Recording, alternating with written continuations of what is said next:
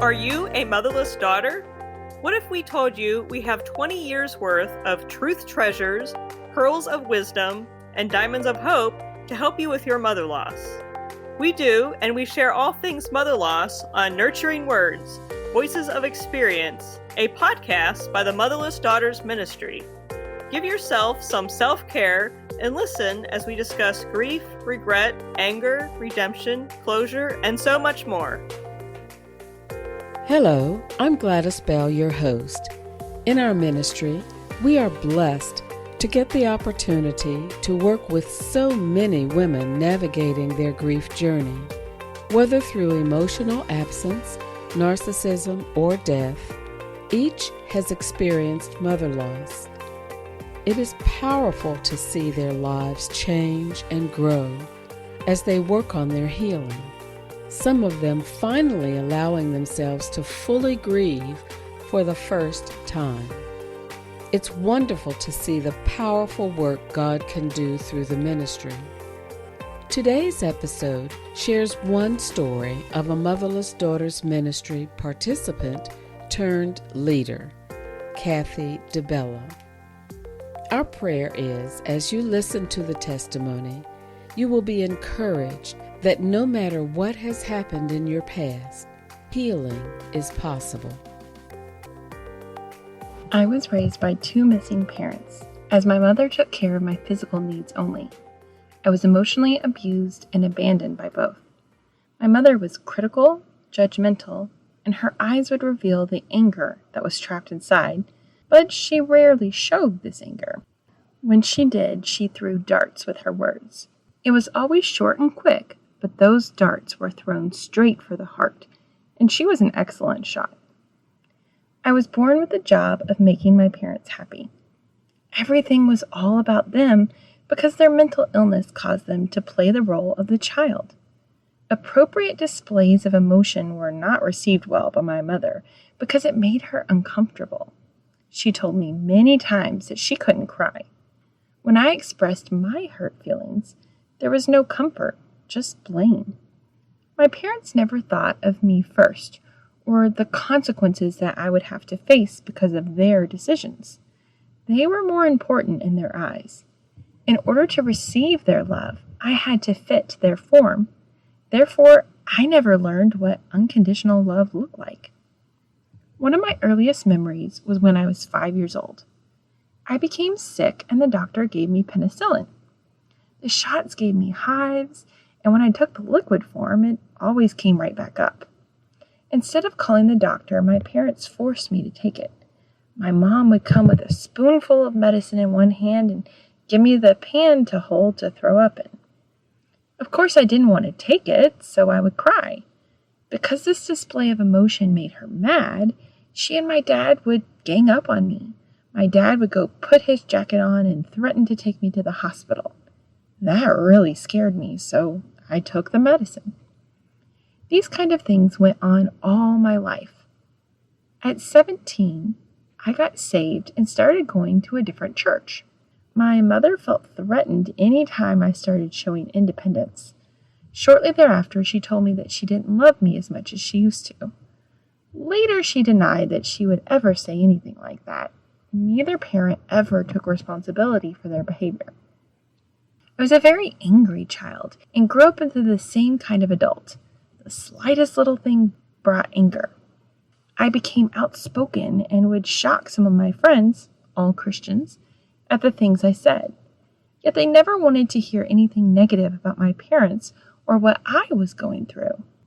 When I married at the young age of 20, I expected my husband to meet all the needs that my parents didn't. I went from pastor to counselor to seminar to books for years. In the 80s, I went through 2 years of depression and became suicidal. I started seeing a psychiatrist that had me on so many pills at one point I could hardly stay awake.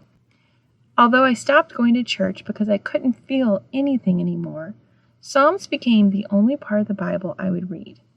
Because of something I read the night before, I decided to go to the church the next day, and God miraculously delivered me from that depression. When I was prayed for, I could actually feel something loose from the bottom of my feet, fly out through the top of my head. That was an amazing experience. However, I still felt that I needed help to deal with my anger. In 2004, I decided I couldn't live with it anymore.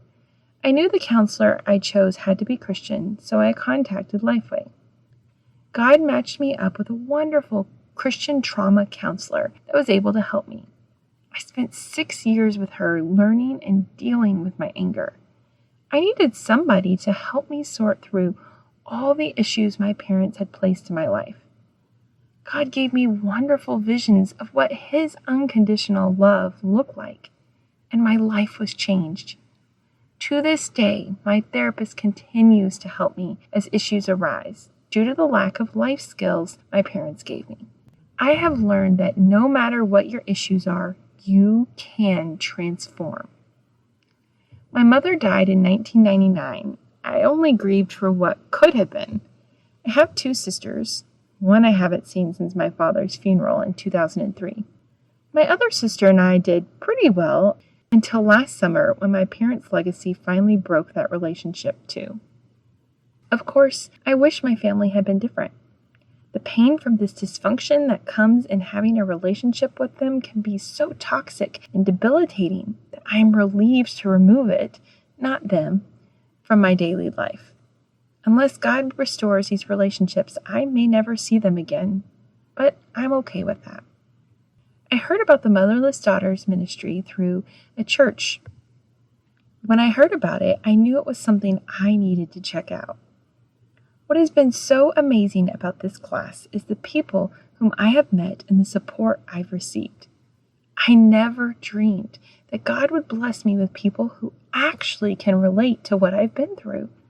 I can't explain what a blessing it is to finally have friends that understand and support me. I've decided to become a mentor in this ministry. I want to share what I've learned and give people the hope and support that took me so long to find. Just to know somebody understands is so comforting. It makes the heaviness I feel from not being loved by those who were supposed to love me the most a lot lighter. I know I will always be on a journey, but each step towards healing I take, God improves my life. I know I can never change my family or my past, but what I can do is continue to walk toward health and God. But one thing I do, it is my one aspiration, forgetting what lies behind and straining forward to what lies ahead. I press on toward the goal to win the supremely and heavenly prize to which God in Christ Jesus is calling us upward. Philippians 3:13. Your past is always present and you carry it with you. We're going to take a short break to tell you about a resource, and then we'll get right back to the podcast. You have a powerful story to tell, and I want you to know your story will resonate with so many in our listening community. Podcasts provide us with opportunities to connect with others, fostering a sense of personal connection through the power and intimacy of one's voice. They can provide an escape, a touch point with the world outside, and a sense of community, and not just for the listeners. If you would like to be featured as a nurturing voice of experience in one of our upcoming podcasts, please let us know. Visit motherlessdaughtersministry.com today.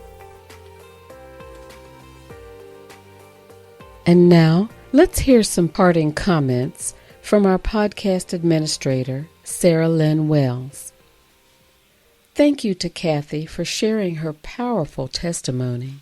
We believe in the work of this ministry and its transformative power to those struggling with mother loss. One of the things that makes our work so life-changing is our commitment to faith. Our testimonies are full of examples of God bringing healing and comfort to the ladies we are blessed to serve in this ministry. God is working in powerful ways when women come together to heal and grow in their understanding of their past. Knowledge is power, and God can do extraordinary things in our lives when we give Him our pain and grief. You can see God's handiwork in our exercises that help participants understand their past and what is holding them back, sometimes even decades later. Matthew 18:20 says, quote, "For where 2 or 3 are gathered in my name, I am there among them," unquote. I have personally sensed the Holy Spirit's presence sitting on a Zoom call with ladies vulnerably sharing their stories, some for the first time. I have felt God's presence sitting in a room with ladies breaking chains and becoming empowered with new tools for handling their past. I loved that Cathy included Philippians 3:13. We cannot just erase our past, and we need to fully feel those hard emotions. But God can create a path to help us move forward. There's a worship song entitled "God Will Make a Way" that says, "God will make a way where there seems to be no way. He works in ways we cannot see. He will make a way for me. He will be my guide, hold me closely to His side. With love and strength for each new day, He will make a way." We believe God is making a way for women in this ministry, doing things they did not even expect going into our programs. Another thing that makes our ministry so transformative is the sense of community. Whether it's at one of our retreats, support groups, or courses, women can find others navigating a difficult grief journey. It is a blessing for all involved, those participating and those facilitating. We all learn and grow from each other in unexpected ways. As both a former participant and facilitator, I have found the experiences to be so enriching and life-giving.